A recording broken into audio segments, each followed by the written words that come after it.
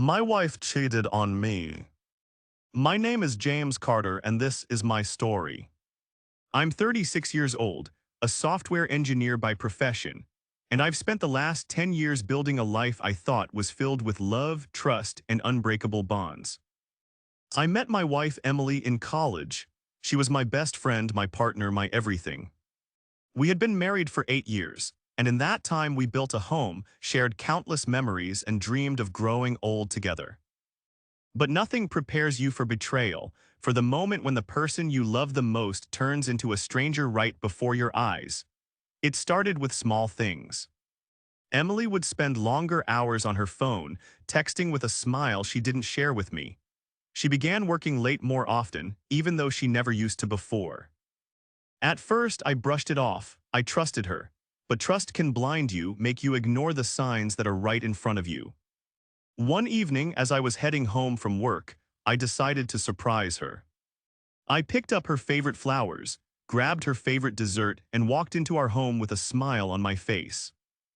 But the moment I stepped in, I felt something was off. The house was quiet, too quiet. I walked towards our bedroom, my heart pounding for reasons I couldn't explain, and that's when I heard it, a hushed whisper followed by a soft giggle. My stomach twisted, my hands trembled.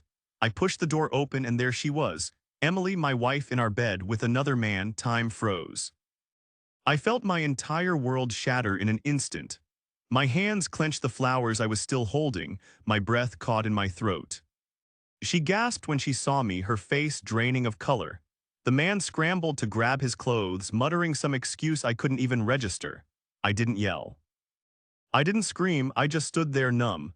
James, I can explain, she stammered, wrapping a sheet around herself. Explain? What could she possibly explain? The image of them together was burned into my mind. The bed we had shared, the love we had built, it was all a lie. I turned around and walked out. I heard her call after me, but I didn't stop. My hands were shaking as I got into my car. I drove aimlessly, my mind spinning with emotions I couldn't control. Anger, pain, confusion. How could she do this, after everything we had been through? After all the nights we lay awake talking about our dreams, our future, was it all just a facade? I parked by the river, staring blankly at the water. Tears blurred my vision, but I refused to let them fall. I was breaking inside, but I refused to let the world see me crumble. I spent that night in my car, unable to face the emptiness of our home. The next morning I went back, not because I forgave her, but because I needed answers.